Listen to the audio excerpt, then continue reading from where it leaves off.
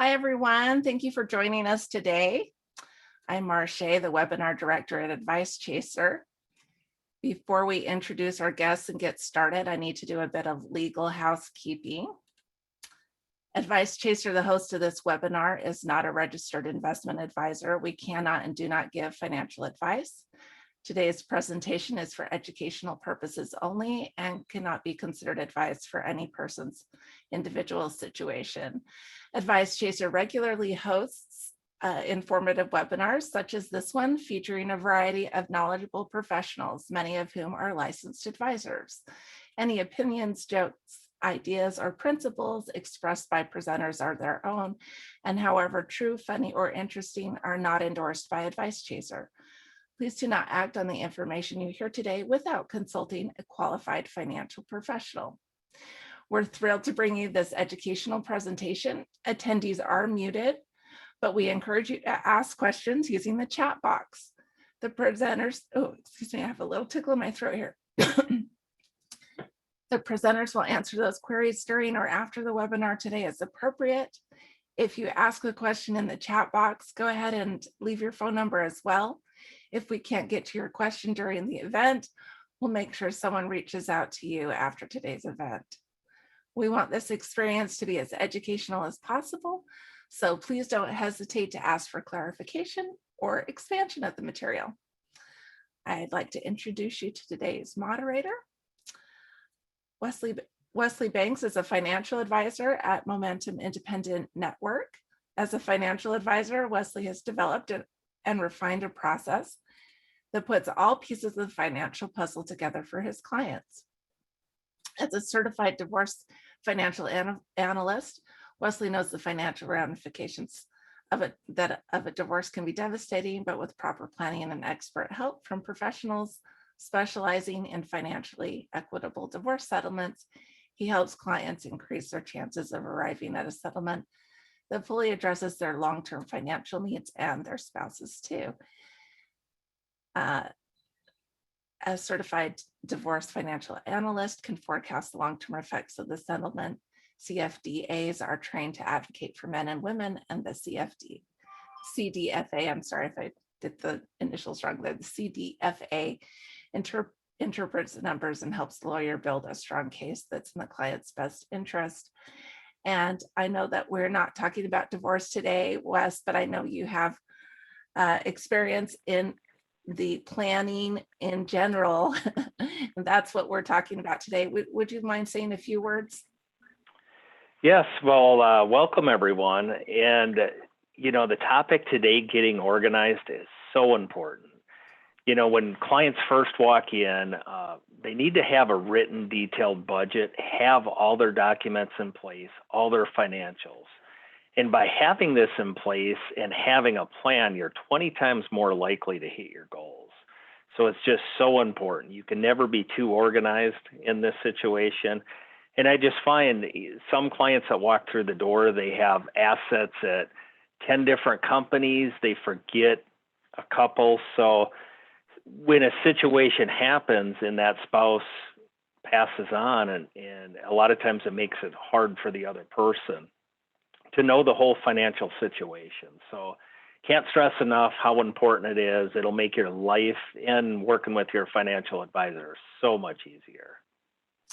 And I'd like to introduce our presenter today. Annalie Kruger is the founder and president of CareRight Inc., the concierge of senior care planning. CareRight assists families in navigating the complexities associated with the aging process by managing crisis situations, developing a proactive aging plan, facilitating family meetings, and providing needed support to struggling caregivers.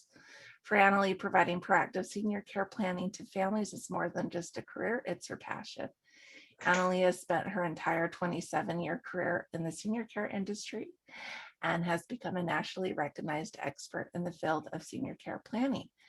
And Annalie is the author of the upcoming book, The Invisible Patient, and that outlines the emotional, physical, and financial toll experienced by family caregivers. So Annalie, I believe I can go ahead and stop my share and turn the time over to you now. Very good. Hi, everybody. I am going to talk while I do the share screen and pray that this works perfectly. um, 1 second, let me move things over so I can start the slideshow. All right. So one thing I just wanted to mention, when you're in your life journey, and since Wes is a divorce planner, if you, that doesn't sound right, but since Wes is people that he works with, you're likely possibly going through a divorce.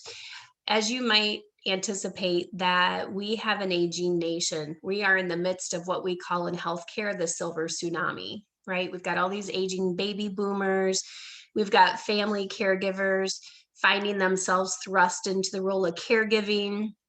And I will have to admit, many times when families call me, they tell me that one of the stressors why they're hiring me to put an aging plan in place, one of the stressors is family caregiver burnout and how that's affecting the marriage.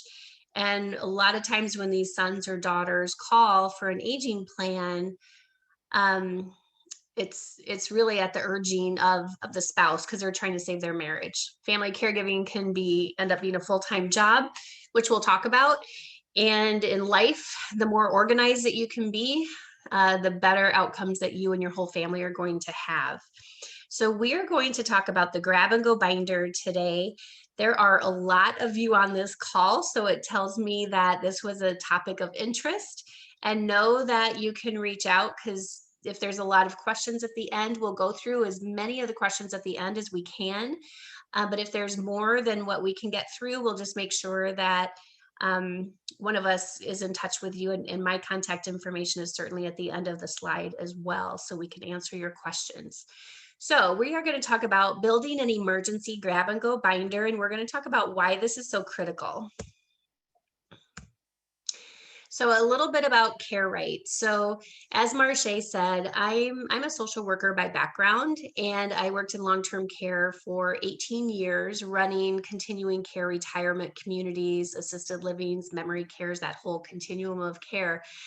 Every day for 18 years, I had families just coming in because there was a medical crisis. Mom fell, she broke her hip. She's in the hospital discharge planner says, here's a list of facilities, go find one by noon tomorrow because we're going to discharge your mother. Well, oftentimes mom, who has now a broken hip, is the caregiver to dad with dementia, and the family is like, oh my gosh, what are we going to do? So these are typical crisis scenarios that I work with. I would spend about an hour doing the tour, and I would spend about 2 and 3 hours at a time with each family because they had so many questions about what kind of care does mom need? What are we supposed to do with dad? Because we now realize he can't be home alone, and no wonder mom was struggling because he's really confused and demented. So the theme of it all was nothing was going well. And when I would ask the family members that were there in the facility about the tour, I say, well, does your mother have a living will? Does she have a healthcare power of attorney? Does she have her funeral arrangements taken care of? Does she have long-term care insurance in case she ends up needing to stay in a facility or going home with home care? And the answers were always the same. I don't know. Our family never talks about stuff like this. But only a teeny tiny amount of families would say, you know, Annalie, I tried to get this information from mom and dad, but they gave us so much pushback that we quit trying because it was starting to impact negatively their relationship. So they became basically feeling hopeless and thought, well, we're just going to have to get all of this information when there's crisis time, and lo and behold, now we're all in crisis. So that's just kind of the background of why I started Care Right in 2011. I've been virtual since 2012 because, probably like many of you, your family doesn't live down the street from each other. Even in my own family, I'm in Florida. I'm from Iowa, so my brother is in Iowa, my sister's in Wisconsin. So even my own family is kind of a typical family profile. And if you don't invest as a family, if you don't invest your time, your energy, your resources in staying connected as family members, then when that medical crisis hits with mom and dad, You have to be basically reacquainted as siblings and then figure out what are we going to do with mom and dad and how much is everything going to cost. So I started Care Right to help families all across the country preferably proactively plan for aging and where are we going to live if we can't stay at home, and what can we afford for care, and what if we can't stay home, where should we live, and do we need to relocate to live closer to our kids so they can advocate for us. So we do a lot of that type of senior care planning. Part of the grab and go, or part of that planning, is the grab and go binder. And so why is the grab and go binder system so critical? So we know that health conditions can change quickly. Even before the pandemic, this was in the slide. So we know that even at our own age, this isn't just for an elderly person. This isn't the grab and go binder and getting all of your affairs in order. It's not intended just for someone who's late stages in life. This is for all of us over the age of 18, which I am like 4 times almost. So you all need to have your grab and go binder, because our health can change quickly. I can't tell you how many times we've had people call because they're in their 30s. They went into the doctor with a stomach ache and they came out with, stomach cancer. And now they have, a month or two to figure out what they're going to do with the rest of their life. And unfortunately, people at that age don't think about the end of life. And so they don't have living wills or power of attorneys. They don't have insurance documents or insurance policies. We don't really have a lot of stuff organized. So just know that health conditions can change quickly no matter how old you are. Obviously, with the pandemic, people were healthy in the morning and sick in the afternoon. And certainly as you age, your health changes very, very quickly. You can have a fall, you can have a stroke, you can have a heart attack. So just know that life can change very abruptly. So you have to be prepared. We know that dementia is a disease that progresses. It's chronic, so it's never going to get better. It's only going to get harder and harder, and they're going to lose capacity because it's a brain disease. So their brain is shrinking, shrinking, shrinking. So if you are the power of attorney, you really definitely want to make sure that you have a grab and go binder system in place, because you're going to have to make decisions, healthcare decisions, and you need to be able to produce the healthcare proxy or the healthcare power of attorney.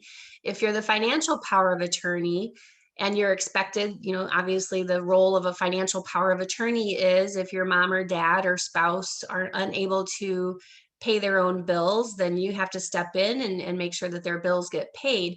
Well, how are you supposed to do that if you don't know what accounts your parents have or your spouse has, and you don't know what the passwords are, and you don't know what their bills are? So it's really important to actually have, as a family, conversations about this type of stuff. Like, okay, I named you as the power of attorney, so here's what my healthcare wishes are. Here's what my end of life wishes are. You're the financial power of attorney. Here's all of our accounts, our passwords. Everything that you need to know, the insurance policies, who's the financial planner. A lot of adult kids have no idea who their parents' financial planners are. So there's just not a lot of communication happening with families that is about these types of topics. Having the grab and go binder is critical because it may prevent families from fighting. If you all are communicating as a family about what we have in place and what our wishes are and our goals, then it's less likely that you're going to have kids that are saying, well, I didn't know that. Or I thought she had $700,000 and now we find out she only has $300,000, and how are we supposed to manage her finances? So opening the doors of communication by doing the grab and go binder will help your family learn how to communicate better, and everyone will be on the same page. Car accidents and accidents in general may leave you incapacitated, whether temporarily or permanently. How many times do we hear on the news, oh, there's a motorcycle accident, or a pedestrian just got hit, or you got T-boned by a semi and this person died? So if you're that family member of that loved one who just was in a car accident or just passed away from a car accident, you're not going to have any idea about what is in place. And it's going to make your life very difficult because you're still going to be obviously grieving the loss and now having to figure out what did your loved one have in place for planning. Obviously, also not just from medical perspectives, but life. So hurricanes, tornadoes, fires, earthquakes, why go through the hassle of having to replace all of your documents and call or go on their websites to try to download everything again if you can already have it in a binder, just like this. This is what it looks like. So if you already have it in a binder and you've already scanned your documents so that you have an electronic version of it, you just saved yourself tons of time and stress and angst of trying to get this information again. So nice picture of the bus, Marche, really well done. So I'm going to share a personal story. And Wes, this is the story that Marche was telling you about when we were getting logged in here. So I'm a national speaker on aging issues and family planning and crisis management and dementia and how families can better navigate the disease the more that they know about the disease process.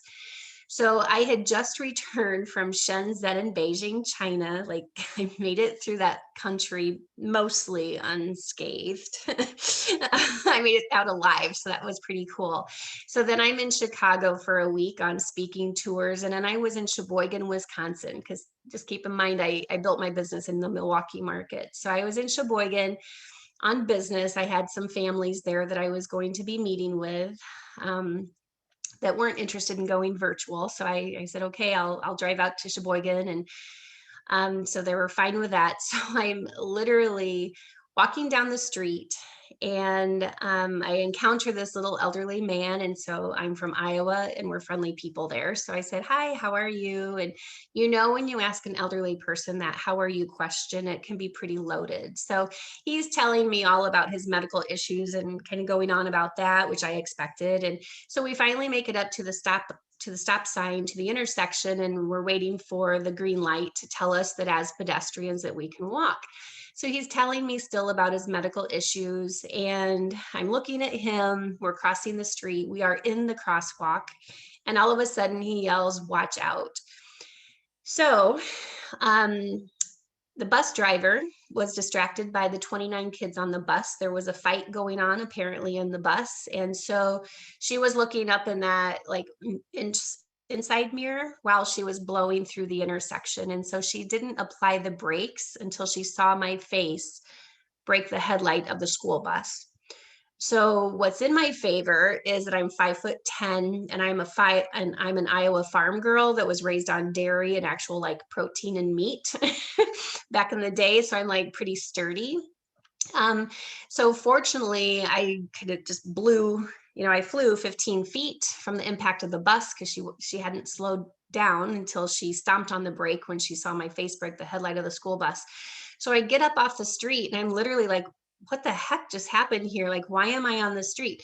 So I look up and there's broken reflectors and there's glass like all over the side or all over the street. And I'm like, this is so weird. That wasn't just there. And fortunately, one of my saving graces is, besides that God was watching over me clearly, but I had a backpack as a purse.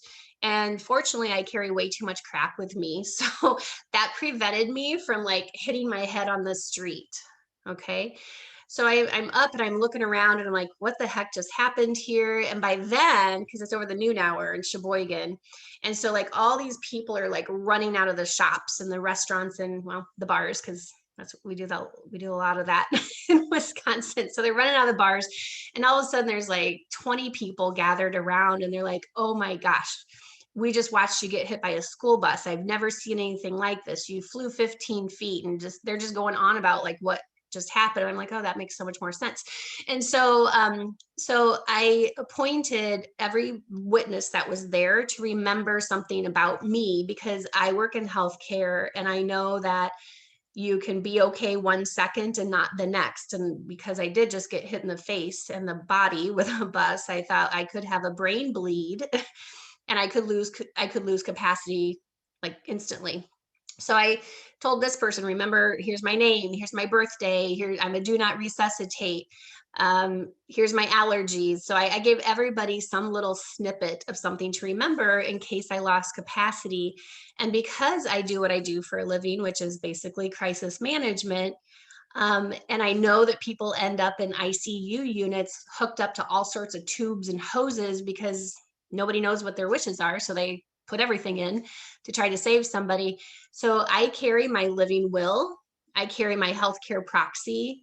I carry my list of my do not resuscitate, and I carry a sheet that has who to contact in case I'm nonverbal and who my doctor is. And so I'm literally, thankfully, not unconscious. So I'm getting this out of my very stuffed book bag and I hand it to the paramedics, and she's like, wow, her name was Maria.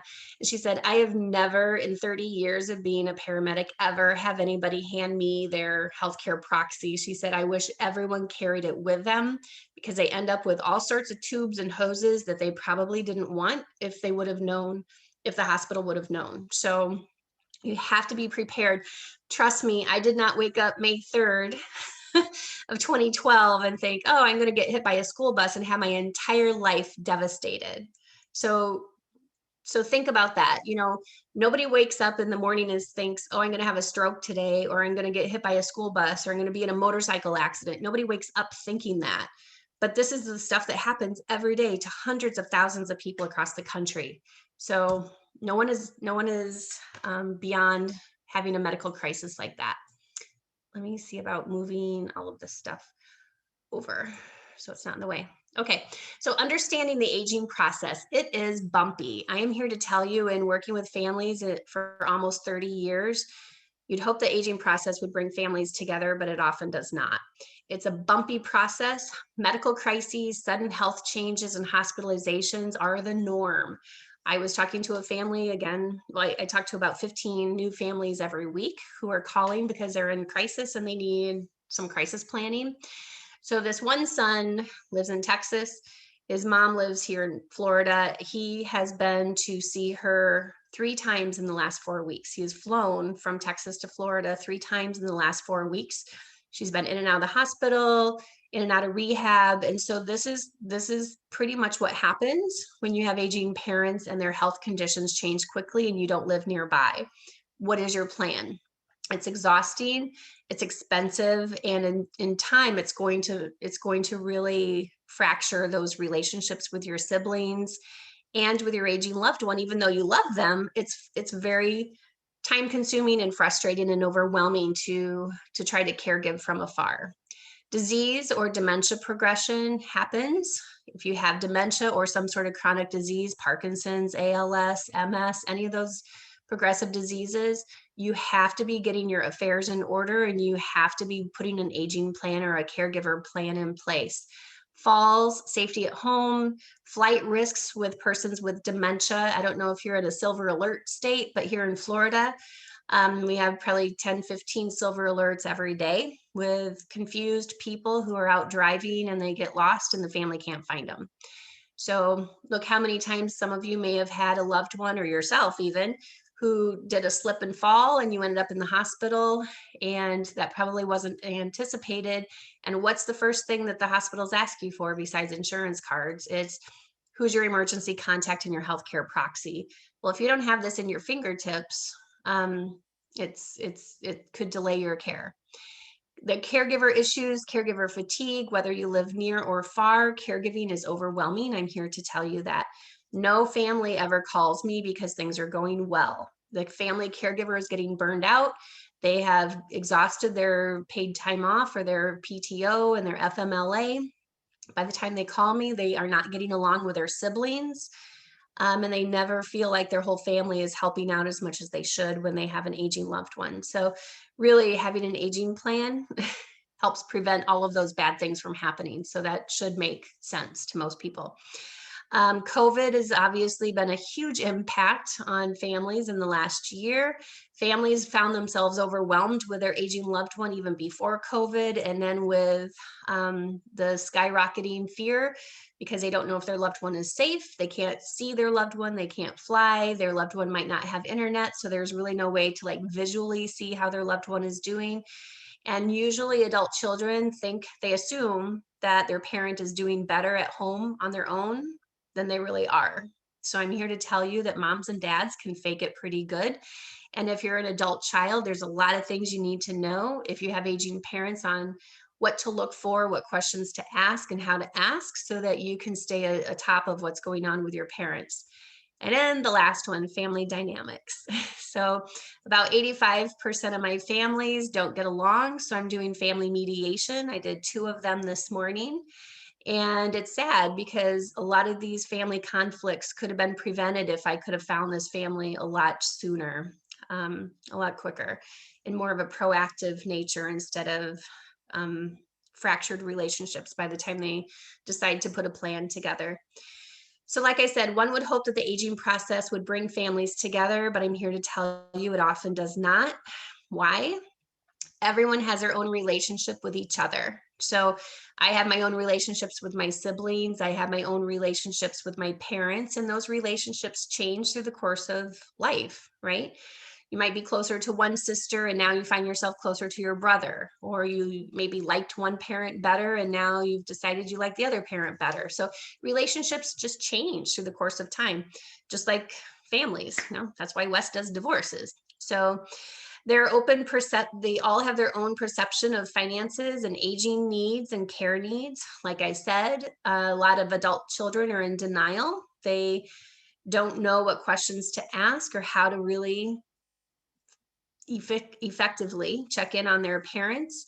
A lot of adult children think that their parents are doing a lot better at home than they really truly are. So then when they finally do see their parents, they're like, oh my gosh, mom's lost 30 pounds, or there's 2 bottles of medications untouched on the counter. We didn't know that mom wasn't taking her medications, or we didn't know that she's missed all of her doctor's appointments the last 6 months.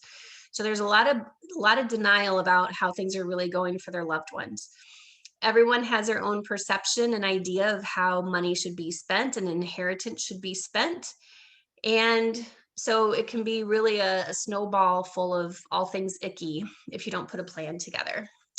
So doesn't it make sense to be as prepared as possible? The bus story alone should have got all of your attention to say, okay, let's learn more about this binder. So let's get to it once my slide will advance. Why won't the slide advance? Okay. I'm sorry, I have to keep moving us all over because this slide, oh, I don't want to hit the mute button. That's fine. We don't actually see those parts. Oh, I do, because it's blocking the content, it's blocking the text. No worries. So caregiver crisis. So caregivers are leaving the workforce in droves to become caregivers. A lot of you on this call might be in that same boat where you think, okay, well, I'm going to need to just take a couple days off because mom's in the hospital. And then soon you find out, okay, now I'm actually requesting FMLA through my HR manager. So this is millions of us, adult children, are going through this. They're leaving their workforce in droves. They're having to step away from their businesses to tend to their parents' needs. And in time, that's going to hurt the relationship if you do not have a plan in place. Caregivers are financing their loved ones' care. A lot of my clients, the adult children, are still trying to work, still trying to manage their marriages and their families and their careers and their grandkids, and they're financing their parents' care in some way or another. Genworth Beyond the Dollars did a study in 2018. 46% of family caregivers had to work fewer hours. If you're not working hours, you're not getting paid, right? Especially if you burn through your paid time off. And if you're not getting paid, you're certainly not contributing to your retirement plan. So your financial planner is not going to be happy with you either. 30% of family caregivers missed career opportunities. 63% of family caregivers are paying for their loved ones' care out of their own funds. 42% of family caregivers reduce their contributions to their own savings and their own retirement because they're not working as many hours, or they took early retirement, or they missed the job promotion, or they just plain chose to quit to become a caregiver and then realize they are way in over their heads and they don't know what to do. So another study was done. 58% of adult children find themselves thrust into the role of caregiving without ever having a family meeting or discussion. Most adult children have no idea what their parents have in place. Remember at the top of the webinar, I said how when I worked as an employee in long-term care and I'd ask questions about what's in place and the kids have no idea. And how I said at the top of the webinar that a lot of you may have found yourselves thrust into the role of family caregiving and no family conversation about it, no family meeting about it. It happens to many families if you don't plan for that. if you don't have family meetings to discuss the what ifs. So why do we need to talk about dementia? And this all does correlate to the grab and go binder, so don't think it doesn't. So according to the Alzheimer's website, more than 5 million Americans are living with Alzheimer's and dementia. By 2050, they're projecting more, nearly 14 million people. In 2020, healthcare costs to the nation was $305 billion. It projected to be $1.1 trillion by 2050. Over 16 million Americans provide unpaid care. Some of you on this webinar might be in that statistic. I know I am, and I'm sure some of you are. Caregivers provide an estimated 18.6 billion hours of care, valued at nearly $244 billion. Caregiving to a person with dementia will be 24/7 as the disease progresses. There's emotional, physical, and financial aspects of caregiving that families don't even think about, because you wouldn't. You're in uncharted territory. You don't know what you don't know. That's why you need to work with a professional to help guide you through this whole process. Mid and late stage persons with dementia will not be able to tell you what they have in place. So when we're talking about the grab and go binder, if you're like, my mom is in mid to late stage dementia, she knows herself and she knows us as her family, and that is it. If I didn't have all of her medical records and the living wills and all of that information, there is no way my mother would be able to produce any kind of information to tell me, oh yeah, it's in the top drawer or it's in this green folder. There's no way. And so that's why we talk about dementia in the grab and go binder topic. If your loved one has dementia and is still verbal and able to answer some questions, you have no idea what they have in place, see what they can tell you for information. Otherwise, you're going to have to be Sherlock and go on a search. And that's going to take a lot of time, money, expense, because you can't do a lot of this while you're at work, right? So you can't do two things at once. And you'll end up being stressed and overwhelmed and really ticked off. So that's why we have this webinar. What conversations have you had as a family about the what ifs, so that you don't end up being in that 58% of adult children who find themselves thrust into the role of caregiving without ever having a family discussion about the what ifs? So what are your goals as you age? And just use this slide alone. You could just use this slide alone as a family agenda item, so that if you want to try to facilitate your own family meeting, here's a good start. What are your goals as you age? I can tell you that when I ask the Ethels and the Marvins, the moms and the dads, they say two things. I want to age in place at home, but I don't want to be a burden on my kids. Guess who calls me for the aging plan and the grab and go? The adult kids, because they're burned out and they are now burdened by their aging parents. Who will provide your care if you're not able to care for yourself? How will your care be paid? What kind of assets do you have? Do you have a life insurance hybrid? How are you going to pay for your care, knowing that it's going to be $28-ish an hour, and they all have 3 to 4 hour minimums that you need to pay for shifts for home care? Where will you live if you need care? What if you can't stay at home? What if your house is in Michigan and you got the laundry in the basement, your bedroom's upstairs, and you got 2 flights of stairs in between? How are you going to manage that? Or your driveway is like so slanted and you're going to fall. What if your house is not senior safe? So what if you can't stay at home? Where are you going to live? What conversations have you had with your family and adult children about aging and the what ifs? Do you have your legal affairs, end of life plans, and funeral arrangements taken care of? And if so, where are those documents? Where are your important documents, and is your family informed? If you have a power of attorney and you named your adult son as a healthcare or financial power of attorney, he needs to know that. Because if you've assigned him a role and you didn't tell him, you need to let him know, and you need to give him the information he needs to be successful in the job you gave him. Are your documents up to date? So a lot of people are travelers, or they live in Texas, but they still are using, Michigan documents. So are your documents up to date? If you have dementia and you named, or not if you necessarily, but if your power of attorney has dementia, are they still able to act in that power of attorney role, or do you need to update your documents? Is the person that you named 15, 20 years ago able to be your power of attorney? So this is a good example of why you want to Really pull the documents that you have and take a look at them. Do I still trust and like the person that I named to make my healthcare and financial decisions for me? Do we still have a relationship? What are my funeral arrangements? Have I talked to my kids about it? Do I want to be buried or cremated? I can tell you, when I meet with families about the grab and go, they have no idea what their parents want as far as end of life and as far as burial. So these are conversations that, even though you feel that they're unpleasant, I can tell you it's a lot more unpleasant when your adult kids find out 5 years after they buried you that you actually want to be cremated, or vice versa. That's a lot of guilt to have to carry around. So don't put your families through that.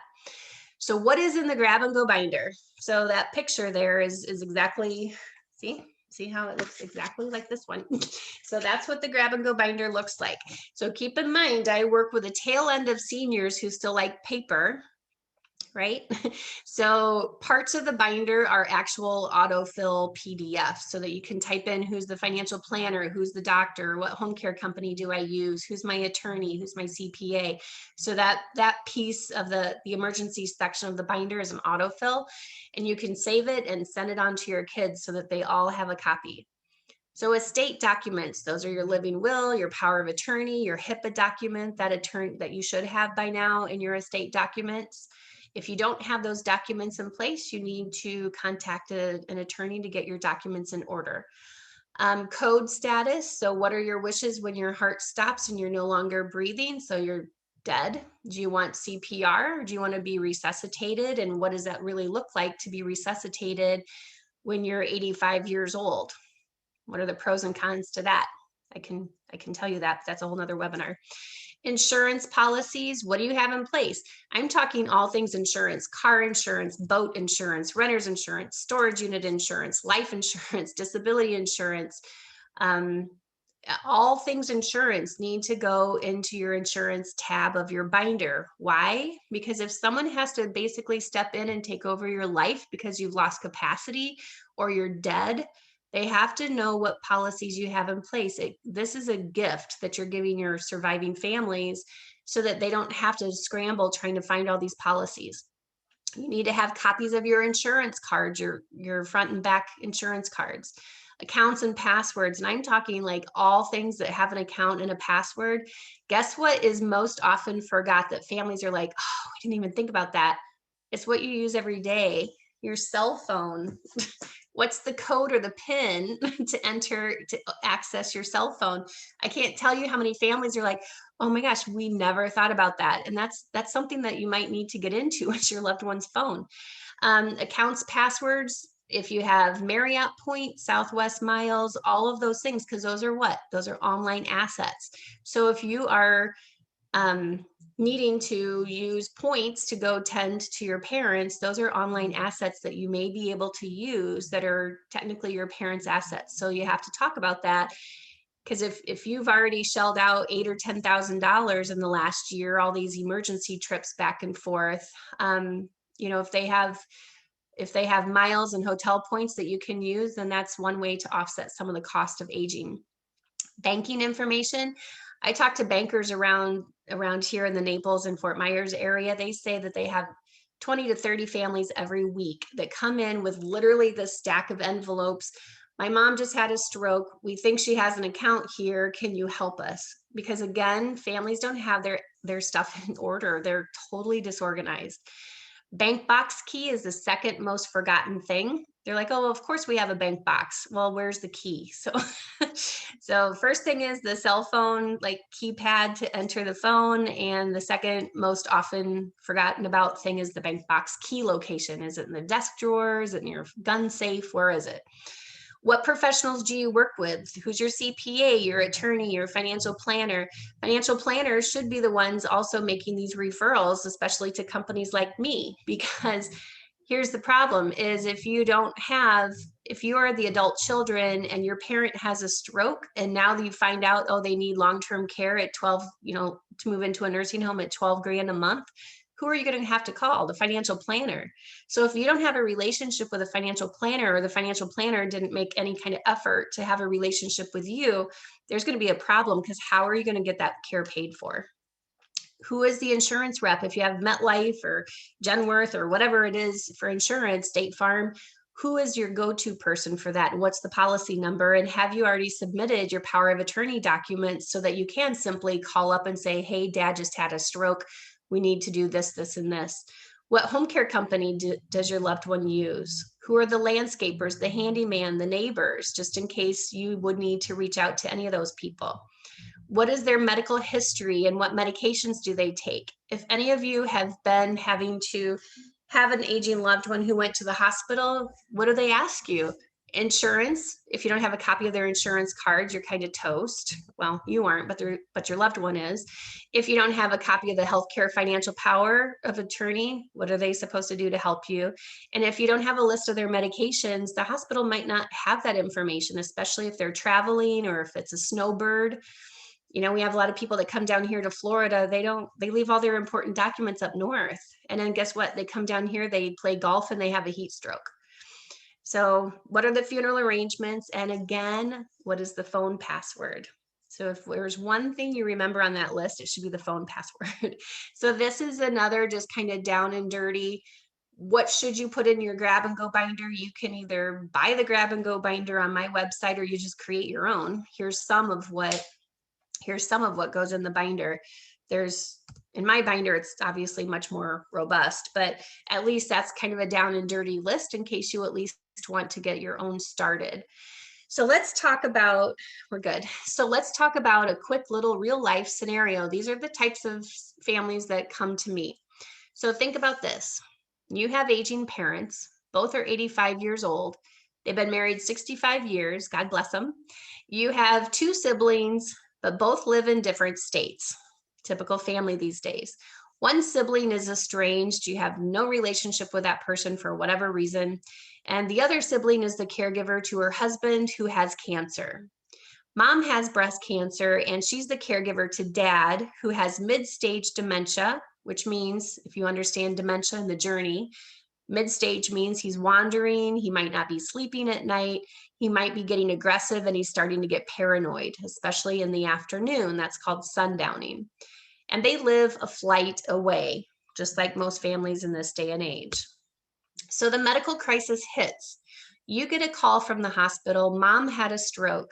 She has limited ability to communicate, and she is totally confused. You fly home and quickly realize your dad is not safe to be home by himself, and you're taken aback by how demented he is. The hospital is asking for a copy of your mother's living will and healthcare power of attorney, and big decisions need to be made about her medical treatment. Your family has never talked about the what ifs of aging, and you have no idea what her healthcare wishes are, and you have no idea where these documents are. You've been home for 3 days and are utterly exhausted from trying to figure out how to take care of your dad and be available at the hospital for your mother. You are exhausted. Dad sundowns. He gets more anxious, restless, agitated, and confused every afternoon, and you cannot easily redirect him. So the doctors indicate your mom has very little chance of improving, and she needs either 24/7 care at home or she needs a nursing home. Your family has never talked about care needs, how to pay for care, or where your parents qualify to live if staying at home is no longer feasible. You have no idea if your parents have long-term care insurance, and obviously dad is not in any position to be able to answer those types of questions, just like my mom isn't. You have no idea how much money your parents have. You have no idea who their attorney, their financial planner, or their CPA is. You have no idea what your parents' care options are. You are not familiar with the care facilities in their area. You see a stack of bills on the counter and realize they are 2 months behind in paying bills. You asked your sister if your parents ever told her about any insurance policies or discussed their finances with her, and of course, there have been no discussions. You haven't talked to your other sister for over 10 years, so there's no point in talking to her. Your dad is too demented and too confused to remember anything about their bank accounts and insurance policies. You start looking through drawers and stacks of papers to try to find bank accounts, passwords, checkbooks, credit card statements, insurance policies, and everything else that you need. You are overwhelmed with having to make care decisions for your parents. You are overwhelmed with realizing you have no idea what your parents have in place and how to pay for care. Ha! Aren't you glad you joined this webinar?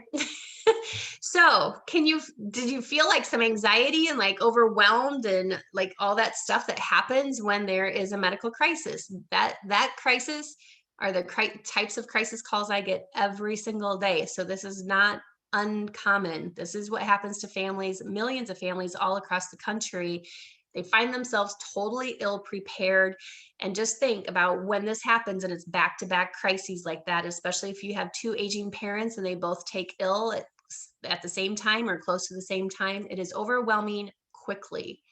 So why get organized? That whole case study should have answered this whole question. Why get organized? Because why would you want to put yourself through that? So peace of mind. Health conditions change as we age. Dementia will progress. There's no getting around it. It will progress. Death is inevitable. We will all die. So we need to make sure that we have our affairs in order so that our families don't need to worry about all of those things after the death. Saves time, money, and stress. Can you see why having all of those documents in that list for the grab and go binder might save you some time, money, and stress for when that crisis happens or when the death happens or when the tornado or hurricane happens? Everyone over the age of 18 needs to have their affairs in order because of the things we just talked about. Car accidents, cancer, chronic diseases, or a surgery that went wrong. One of my neighbors just had shoulder surgery. It's supposed to be a quick in and out. Guess what? He stroked out on the table. So now he's looking at needing to go into a nursing home. So we can't just assume that things are just going to be smooth sailing for us. So takeaways from today's webinar. Importance of family meetings to discuss the what ifs of life. That said, I also know that I work with a lot of families who tried to have these types of conversations and it's just overwhelming, or family dynamics and relationships don't allow you to have a productive family meeting. So that's what we do. We are that neutral third party to help you put a healthcare and an aging plan in place. Importance of reviewing your documents and policies to make sure they are up to date and reflect your current wishes and cover your needs. Insurance. So for example, when I work with families or seniors, a lot of them do have long-term care insurance that they bought 20 and 25 years ago. And now they're needing to use it, right? And so they're working with me because we help them find suitable care communities as part of our aging plan. That's just part of our aging plan. And so lo and behold, I'm like, okay, well, let's review what you have in place for insurance. Like, how did you plan for this time of your life?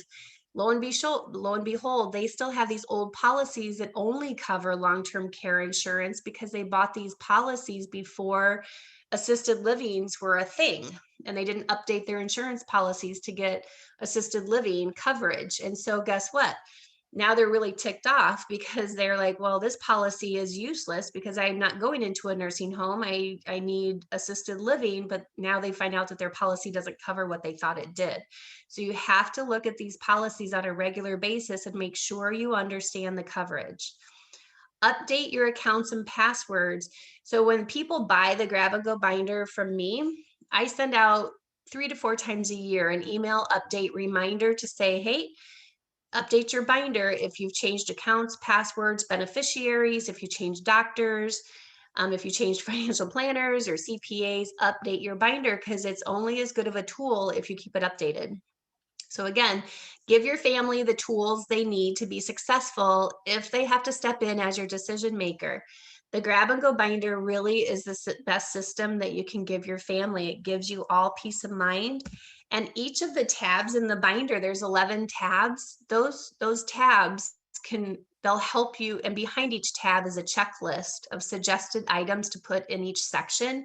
So you can literally work your way through the binder, and that can help you facilitate a family meeting because each of the names of the binder tabs, insurance, accounts, passwords, it gives you the agenda items that you need for at least this part of facilitating a family meeting. So it can be as much of an independent project as you want, or obviously we're here to help you get your binder completed too. But you can easily make your own binder with at least getting some of that information gathered and talk to your kids. And if you need help, you know that's obviously what CareRight does is helps families across the country do that. So let's open this up for questions, see what we have. Couple questions for you. What is a healthcare proxy? So the healthcare proxy is you appointing someone that you know and trust to make healthcare decisions for you.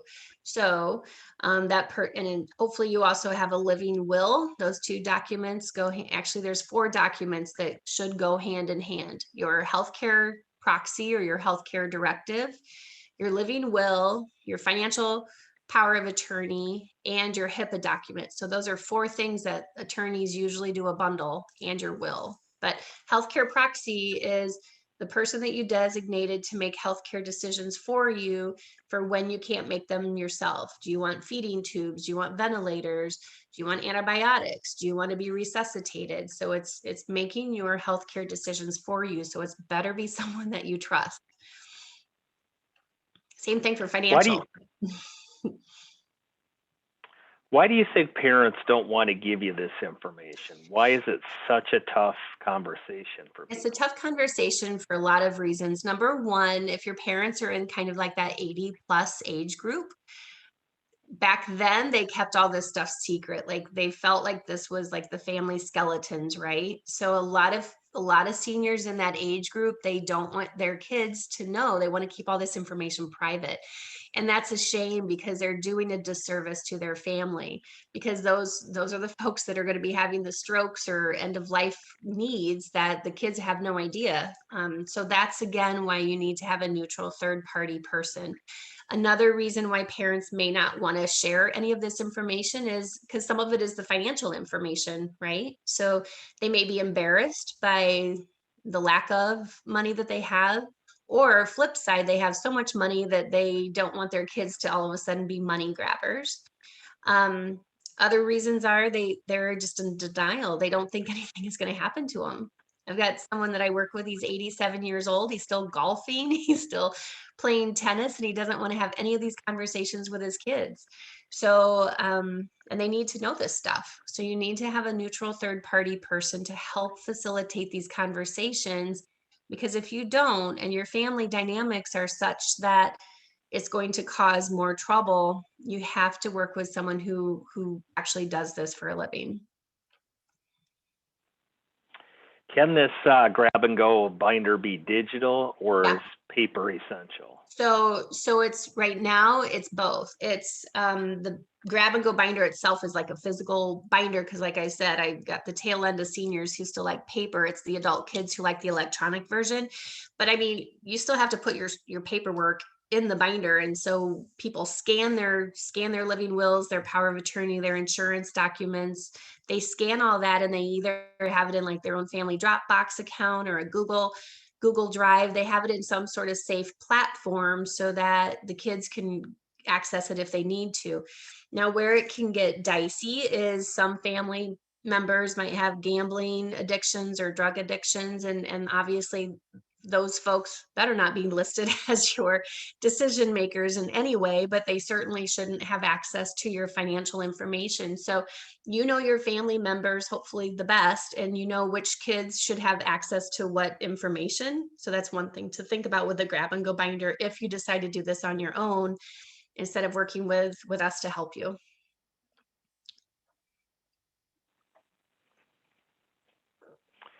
And how do you actually put this binder together? I have good intentions, but between work, school, and the kids, I never have time to do it. Yep. Amen. That's most people. So most people buy the binder because you buy it off the internet. You can buy it off my website. And I saw a question come up. It's $150 for the binder. It's a plug and play solution. So literally all you have to do is go write down the checklist and paper punch, or you don't even have to paper punch. You put it in sheet protectors, whatever documents are on that checklist. It helps you identify the gaps in your planning. And it makes you look at the documents that you have to make sure that they reflect your current needs and wishes. So when people buy the binder, I send them obviously the binder and a thank you letter. And then I call them 30 days later and I'm like, hi, this is Anna Lee. We just wanted to check in. How are you coming with a binder? And they're like, oh, Anna Lee, it's still sitting on the corner of my desk. I haven't even touched it. It's still in the box and blah, blah, blah. So we actually have grab and go binder completion packages where we are your project manager to get this thing done. It's overwhelming. I'm not going to lie. It's overwhelming because it's a lot of information in this binder to gather. So we ask our clients that decide to work with us to get the binder completed, what pace do you want to go at? And which tab do you want to start with? So you set the pace, you set the tone. Some of our clients, they don't unfortunately have the luxury of time to dilly-dally because they just got diagnosed with cancer. So now we have to run through all of this very quickly because they didn't have it done before. And instead, they should be focusing on their time with their family and treatment. But instead, we're getting living wills and power of attorneys and stuff like that instead. So again, don't wait until you're in crisis or get that cancer diagnosis to get this done. So we can help you get this done, or you just put it on your calendar. Okay, this week I'm going to focus on the insurance tab. Next week I'm going to focus on this tab, and work your way through it. But we're here to help coach you along and help you get that thing done. You mentioned you send out an email 3 times a year to kind of remind people. Is there anything else for a system that needs to be kind of help people updating their binder? So we actually, like right now I'm working on the pet section. So I actually add more content throughout the year as well. And then I email that out for people to use if that's necessary for them, like if they have a pet, because what happens to that pet when mom fell and she's in the hospital and now she's in rehab for 4 weeks? So what do we do with poor Fluffy over there? So we continually add content. I know people laugh, but it's like, you know what, just real quick, do you know what seniors worry about? One of the things that they worry about the most when they are not in their home because of rehab or hospitalizations, their pets and their mail and their plants. Fluffy, that's one of my dogs. I have 4. Oh my gosh. And yes, I definitely worry about them because they don't take care of themselves. They don't. And, I have a rescue dog, and all of my dogs are always rescue dogs because that's just what I do. But the reality is it would have made a lot of our adjustments for him, for Reggie. He's a Hurricane Irma rescue because some nimwad dumped him when they left for the hurricane. And so it sure would have been easier for him and me if I would have known that he doesn't like cats, that he has heartworm, that it sure would have been a lot nicer if I'd have known a lot more about him. And it just would have made a smoother transition for him and for me too. So the pet section is pretty critical. So if you have pets, that's something to, what medications are they on? Who's their vet? Where do they go for boarding? Those kind of things. Am I hiring? Oh, you're so cute. Call me. I always can create positions. So call me. So another question that came up, if you have just another minute, yeah. I am single with no kids. Can I hire someone to be a healthcare proxy if I don't have any family members to assist me? Oh my gosh. That is such a good question. And that is a whole nother webinar too, because there's a lot of us, I'm single too. I'm not married. I have no children. So there's a lot of us in that same boat. So like right now, my brother and my sister are my healthcare and my financial power of attorney, which is great because they're young and able-bodied. They're in their 50s and still able to do that. But in 20 years, and I'm the youngest of 4. So by the time I hit 70, they're going to be like way older, right? So I'm going to be in that same boat. So you absolutely can hire professional decision makers for you. What will also possibly end up happening is you'll end up going into guardianship court, and then you'll be assigned a guardian if you don't already have this in place ahead of time. So you can pay a professional to be a power of attorney for you or with you, or you end up paying a guardian. And in Florida, They can charge $85 an hour. So anytime you end up in the hospital or they need to do anything for you, shopping, taking you to appointments, it's $85 an hour. So look in your area to see if there are professional power of attorneys. Sometimes attorneys will do this reluctantly. So look in your area or just call me and I can help you see if there's someone in your area as well. Can you have one grab and go binder for a husband and wife, or should they each have their own? Good question. So like I just said, I'm single. My binder's in my safe, but my binder is full and I'm just one person. So part of that is because I have multiple businesses though as well. So I have multiple professionals that I work with, my 401k person, my retirement account person for each of the businesses, my payroll processing, my business insurance. So mine is very, very thick. Most people, you're going to need one for you and one for your husband, or one for each of you. I wanted to circle back because I saw this one come up too. Could you list the 4 documents that were important to have? Yes, you need an actual will, but the living will is the form that you fill out that says, I don't want to prolong my life. So I don't want feeding tubes. I don't want the ventilator. I don't want the trach. If I can't breathe on my own, I don't want any of those tubes. So that's called a living will. And that's different than your will. Your will is who gets your stuff when you die. So the 5 documents you want to have: your will, who's going to get your stuff when you die, your living will, how much medical intervention do you want to stay alive, your healthcare power of attorney, your financial power of attorney, and the HIPAA document. The HIPAA document, let's just go through that quick because a lot of people don't know what that is. So HIPAA is if your loved one is in the hospital, say your dad fell and he broke his hip, and you're like, hey, this is daughter Sally calling for John. They're not going to share information with you if they don't have that document, the HIPAA document, or your dad has signed, yep, it's okay for my daughter to talk to you. So they're very healthcare because there are steep penalties. You've heard about all the HIPAA breaches with the VA and with other healthcare hospital systems and stuff. So the HIPAA document is critical that you have that. Attorneys usually include that in the bundle pack of documents that you need. Thank you so much, Annalie. If you have more questions, we are happy to reach out. I know Annalie's provided her contact information, and let me put that up there again. Thank you so much, everyone, for your questions and for being part of our webinar. I do have a little outro to read here. I just have a quick question. Was this, if anybody can just type quick in the chat box, was this helpful information for you? Just, you can type yes or no while Marche reads her.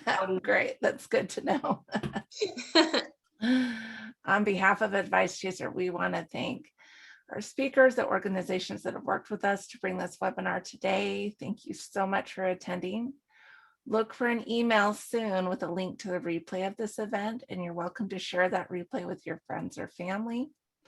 Here at Advice Chaser, we're all about helping you find a financial advisor who is a great fit for your life and your financial questions. Our matching service is free to you, and every one of our advisor partners has committed to offer a free initial consultation to anyone we introduce them to. Find out more by going to advicechaser.com and clicking on the link to find an advisor.